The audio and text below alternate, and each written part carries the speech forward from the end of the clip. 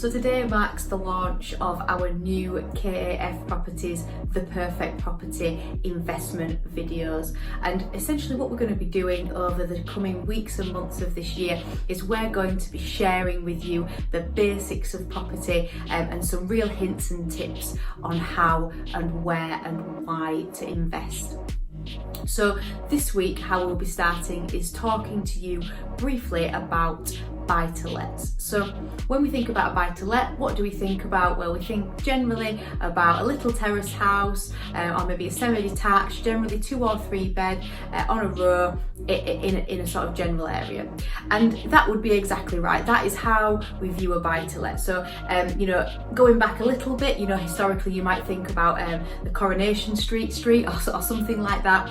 But that really is the bread and butter of property investing. And most property investors, you will find that's where they start, and that will really form the core strategy for their portfolio. It's a great foundation and it's a great building block because there will always be a need and a demand for rental houses in the UK. When we think about that, why do I think that there is always going to be a need? Well, the private rental sector currently makes up just over 20% of the UK housing market. So there is a need there is a demand, it is ever growing. Lots and lots of people, particularly now, will be struggling to pay the mortgages and things, and sadly they're probably going to have to leave the homes and they will need somewhere to live. And where are they going to look to live? In a buy-to-let. So what is a buy-to-let? Well, it's essentially a house that you would purchase either outright or using a buy-to-let mortgage, and you would rent that out on a monthly basis in return for a monthly income that your tenants would pay you. In a buy-to-let, the key thing is to think about that it was one single household. So unlike some other property strategies that are out there, you are essentially letting to one single household. So it might be a single person living on their own, it could potentially be a couple, or it might even be a family. And you would be renting to them and they would be giving you the rent on a monthly basis. So how physically would you start to look and think about buying a buy-to-let? So what you would do is you would generally go to an estate agency where you would speak to them and you would understand the area and you would talk to them about the fact that you are looking to buy your first investment home. Now, estate agents are great people and they have really, really good resources and tools to help you make the right investment decision. And trust me, they deal with investors all the time on almost a daily basis, so they're well versed in being able to help you to look for what you need. Now, if you decide to purchase cash, absolutely fine. If you decide to go down the mortgage route, then my advice would be that you need to think about getting a special buy-to-let mortgage that they do in the market. So it's not a residential mortgage, it is a buy-to-let mortgage that thousands of lenders do, and generally that would be an interest-only mortgage. And the reason for that would be that obviously when you're thinking about buying a buy-to-let, it's all about keeping the costs down to make sure that you can profit as much as possible from that property when the monthly income comes in. So if, for example, you have a property that you have a mortgage on, let's say that on interest only it's £200 a month, the capital version of that mortgage might be £500 a month. So if you're renting a property for £600 a month, if you're on a capital repayment mortgage, you're only going to be able to take £100 a month from that property, whereas if you're on an interest-only mortgage, you'll be able to take £400 a month from that property. So you can very quickly see how that helps build your monthly cash flow. So it is a big difference, and it does really help when you're getting started and you're looking at building that cash flow into your portfolio. Now, when you are looking at those properties, there's probably 2 different ways to look at them. Now, some of you out there might just want the easier road. So the easier road, what I would call the easier road, is looking for a property that is already done up, someone's done all that hard work for you, it's in lovely new condition, it's been modernised, it's clean, it's tidy, and you would go and purchase that probably for market value or thereabouts, and then you would be able to rent that out immediately, so you're getting cash flow instantly. The other thing that some of you might look for would be to get a property below market value that's in a distressed state. So the advantage of doing that is, whilst potentially you wouldn't get cash flow straight away because you would have to find some money to be able to do the property up, what it would mean is that immediately you have created capital appreciation in that property. So two different ways to look at it. And it depends on the sort of strategy and what your long-term goals are, but definitely there are two ways to do that, and it very much depends upon what is going to work for you. So when we think about buy-to-lets, to recap, we were thinking about generally 2 and 3 bed houses, either terraced or semi-detached. You would go to the estate agent, you would explain that you're looking to purchase a property for investment, and they would help you purchase that property, and they would help you find it based upon the area and what they think would be suitable for your requirements. You would either choose to look for a property that is modernised, that you can rent out straight away, or you would maybe look for a property that's more distressed, that you can do up, you can gain some capital appreciation out of the property, and then you would rent it out. Now, when it's thinking about coming to the actual purchase of it, there are some extra cost implications that you need to consider.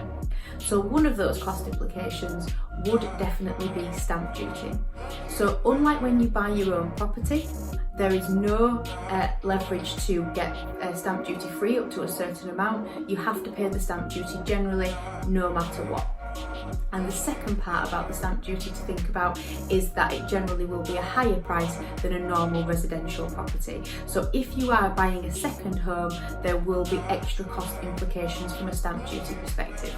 And if you're unsure and you don't know how much you should be paying, the best way to do that is to go onto the government website. There's a great calculator on there that does it for you, and there's also lots of different information and guides about understanding stamp duty, land tax. It is a vital part of purchasing the property, and it does make a difference when you're thinking about including all the costs in there. So just make sure that you're 100% okay with what you are going to pay from a stamp duty perspective.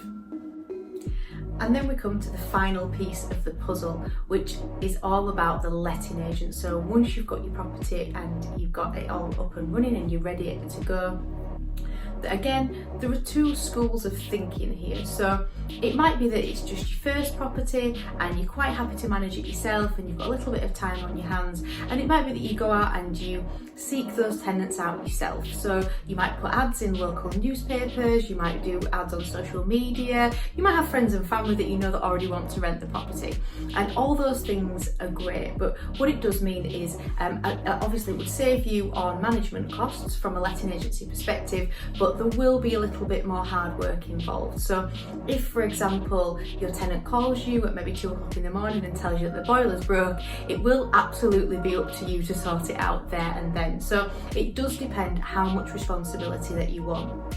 The other thing to think about is, if you are getting tenants in that potentially you don't know or they're strangers to you, then you will need to really think about how you are going to manage that vetting process to make sure that those tenants are going to work for you and that they are going to look after your property.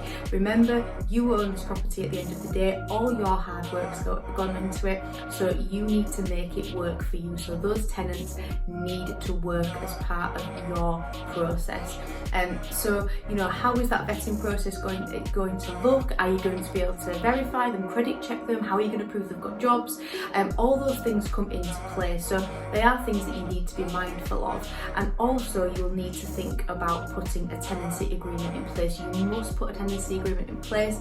It is vital. It will save you in a lot of sticky circumstances if things do tend to go sour with tenants. So they're just things to think about. There are some great and free templates for tenancy agreements that you can find online as well if you are thinking about managing it yourself. If on the other hand you think that you would like to go with an estate agent, something that personally I would recommend just for ease, then again the route that you would take is you would approach some letting agencies, maybe get some recommendations from other people, or ring round a few, you know, try and get a flavour for them. Do they answer the phone quickly? You know, are they interested in what you've got to say? You know, try and get a feel for what they're like as an estate agency, as a letting agency. And that's really important, because you need to think that when your tenant calls them, if they've got a problem, are they going to be responsive? You know, are they going to pick up that phone? Are they going to go deal with a leak really quickly? So make sure that you do a little bit of research and understand that that letting agency, again, is going to work for you in line with your ethics and how you would want to run your property business. And then once you choose that letting agency, think about how much they are going to be involved. So many letting agencies do different levels of service. So it might just do like a rent collection only service, they might do like a part managed service, and they also may do a fully managed service. So again, you can kind of pick and choose how little or as much involvement that you want within that process. If you are going for a fully managed service, then obviously expect to pay higher fees. So generally they will take a proportion of the rent payment before they pass that to you as commission for them looking after and managing your property. And the more they do for you, obviously the less hassle you have, but the more that you will pay to them. So there is a trade-off, and you just need to decide again what is going to work for you. And then once you've made that decision and you've put that agreement in place, whether you manage it yourself or through a letting agency, then you'll get your tenants in, and then you'll get everything up and running, and you should be able to sit back, breathe a sigh of relief, and watch that monthly income come in.